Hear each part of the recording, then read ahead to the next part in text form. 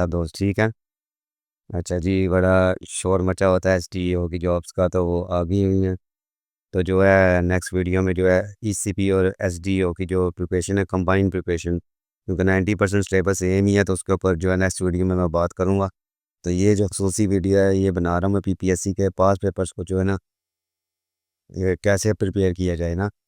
क्योंकि पीपीएससी के पास पेपर्स में से क्वेश्चंस आते हैं, एपीएससी के तो आते नहीं है। एपीएससी कभी भी अपने जो पेपर्स हैं ना, उनमें रिपीटेड सवाल नहीं देता है। बहुत शाज़ व नाज़िर कभी आ जाए तो आ जाए।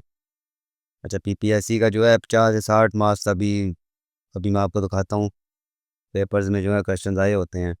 तो ये जो मैंने इमेज आपके सामने रखी है, ये तो है 101 एडिशन जो है, मेरे ख्याल से इम्तियाज़ शाहिद का तो आया था।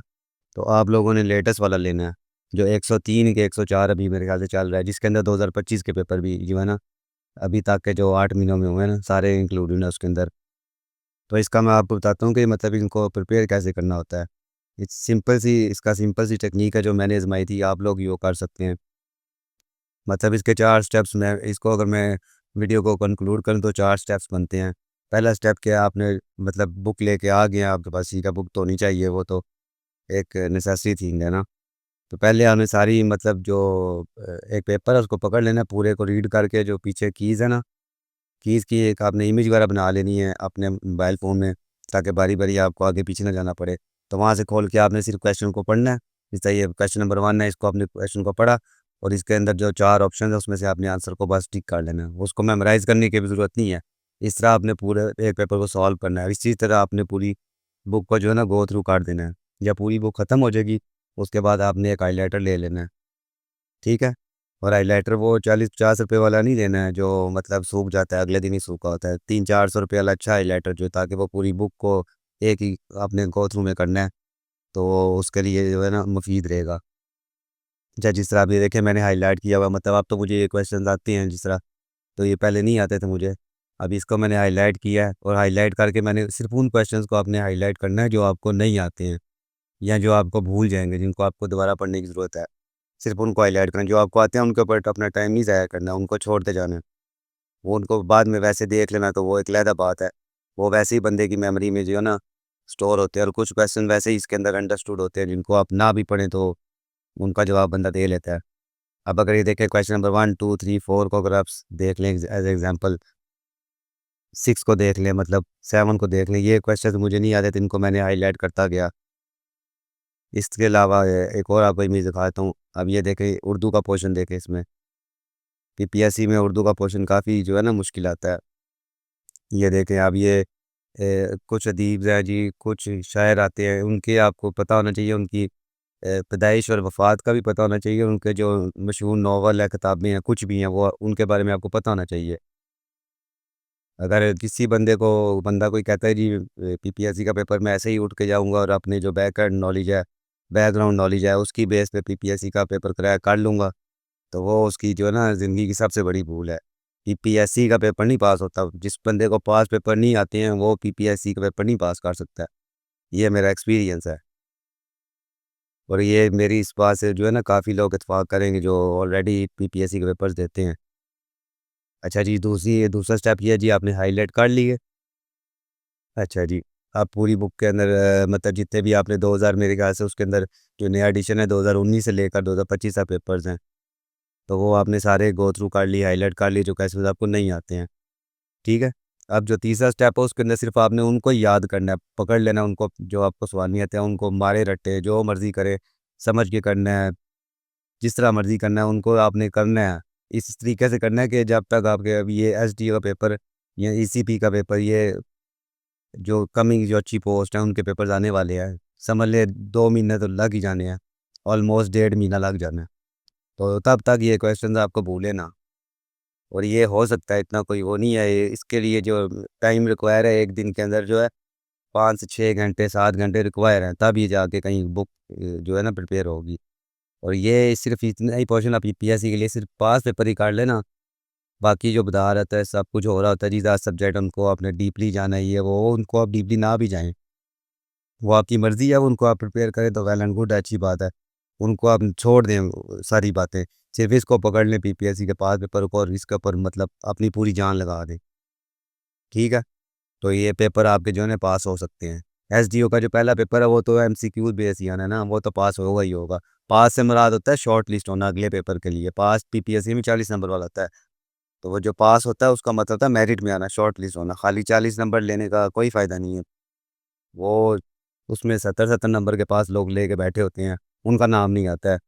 तो अगर कोई बंदा सोचे जी उसके 40 नंबर लेके जो है वो शॉर्ट लिस्ट हो जाएगा, तो ऐसा नहीं होता है। जो रियलिटी है उसके ऊपर जो है बात करनी चाहिए, उसको देखना चाहिए। अच्छा जी, इसके बाद आज लास्ट स्टेप जो है चौथा, जो सबसे जो है ज़रूरी स्टेप है, वो क्या है? इसकी आपने मॉक एक्सरसाइज करनी है। मॉक एक्सरसाइज क्या है? ये जो आपने याद किया हुआ सारा, ये जो हाईलाइटेड पोर्शन है, जिस तरह अभी 91 93 94, ये तो अगले दिन दोबारा भूल जाएंगे सवाल। तो ये आपने अच्छे तरीके से प्रिपेयर करके ना किसी को सुनाने हैं, किसी दोस्त को, किसी अपने कुलीग को, किसी को भी ऐसा पर्सन जो आपकी मतलब ये प्रिपरेशन में आपका साथ दे रहा हो, उसको आपने ये चीज़ें सुनानी है। एक ऑप्शन है। दूसरा ऑप्शन ये है कि जो मतलब ये अच्छी अच्छी अकेडमीज़ हैं, अच्छे हैं सारे, टीचर्स अच्छे हैं, टीचर कोई भी बुरा नहीं होता। तो आपने जो है वो अपना एक सेशन वगैरह शुरू करते हैं पास पेपर्स के लिए। तो उनका अपने पास पेपर का जो सेशन है ना वो ज्वाइन करना है, वो टेस्ट आपने देने हैं। आपको खुद समझ आएगी कि आप इस टाइम कहाँ पे बैठे हैं। अगर आप पास पेपर्स के अंदर से जो पास पेपर वो देते हैं, 100 नंबर रहते हैं पास पेपर का एक पेपर के अंदर, तो उसमें से अगर किसी बंदे के 60-70 नंबर आ रहे हैं, तो इसका मतलब क्या है? इसका मतलब है जब रीजनल पेपर आना है तो उसके अंदर से आप 20 25 30 नंबर आने हैं टोटल। पास पेपर आपको 100% होने चाहिए, तब जाके कहीं बीपीएससी में नाम लगता है, शॉर्ट लिस्ट वाली जो नोटिस आता है इंटरव्यू के लिए। दूर दूर के डोल जो है ना सुहाने होते हैं, ये सारे ख्वाब दिखाते हैं। रास्ता जो है ना सारे बताते हैं, और साथ कोई भी नहीं चलता है। ये करना इंडिविजुअली आपने खुद ही है। ये जो भी आप यूट्यूब पे वीडियो खोलेंगे वो बता रहा कोई यही बातें होगा जो मैं बता रहा हूँ। लेकिन ये मैंने हल्का सा आपको जो है अपना तरीका कार जो है ना शेयर किया आपके साथ, कि आप लोग इस तरह कर सकते हैं, मैंने इस तरह प्रिपेयर किए थे, आप लोग इस तरह प्रिपेयर करें। ये भी बात है कि मतलब 100% भी तैयार नहीं होते हैं, लेकिन इतना तो हो जाए ना कि नाम तो आज ही ना बंदेगा। उसके बाद एसडीओ का जो है अगला पेपर जो लॉज का आना है। तो ये मतलब एसडीओ के खाली मैं इसलिए नाम ले रहा हूँ क्योंकि वो अभी कमिंग जो पाइपलाइन है फ्रेश जो है ना, करंट जो सिचुएशन है उसके साथ उसका चीज़ें टैली हो रही हैं। क्योंकि वो भी जॉब सबसे अच्छी करंट जो देखा जाए सिनेरियो, तो उसमें सबसे अच्छी वही है, और एक ईसीपी वाली। इसके अलावा तो पीपीएससी की बहुत आनी है, जो लेबर ऑफिसर की आई हैं उनके अंदर भी यही फार्मूला चलेगा, ये पास पेपर वाला। उसके अंदर तो जो है 80-80 नंबर लेके लोग बैठे होंगे पास पेपर। पुराने बाबे जिनको आप कहते हैं वो रट के बैठे हुए हैं पास पेपर, तो आपका मुकाबला उनके साथ है। इसलिए जो है अभी से बैठ जाएं। जो क्लोजिंग डेट है ना इसकी 25 अगस्त है मेरे ख्याल से।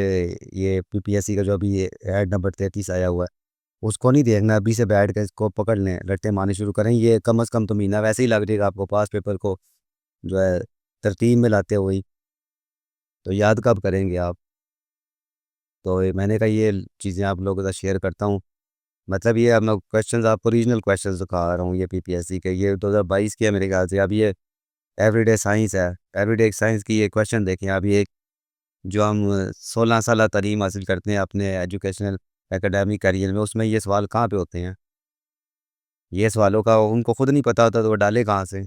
ये मतलब एक ऑफिसर को ये बातें पता होनी चाहिए। ये पीपीएससी ये नहीं है कि मुश्किल देता है। ये बीपीआई ये डिमांड है उस मतलब उस जॉब की जिसके ऊपर आप जाना चाह रहे हैं, उसकी डिमांड है कि बंदे का इतना नॉलेज होना चाहिए कि इन चीज़ों को वो टैकल कर सके। तो चलें जी, आज के लिए इतना ही है। नेक्स्ट वीडियो में मुलाकात करते हैं, उसके ऊपर अपना जो है ना कंबाइन एक प्लान शेयर करते हैं आप लोगों के साथ। तो जो मैं बनाया है मैंने अपने लिए प्लान, वो आप लोगों के साथ शेयर करूँगा। तो आप लोगों की मर्ज़ी है, उस स्ट्रेटजी को अपनाएं, वरना अपने तरीके से चलें, कोई इशू नहीं है। लेकिन वो सबसे ईज़ीएस्ट प्लान जो होगा ना वो मैं आप लोगों के साथ शेयर करूँगा, जिसको मैं भी फॉलो करूँगा। तो चलें जी, ओके, टेक केयर, अल्लाह हाफ़िज़।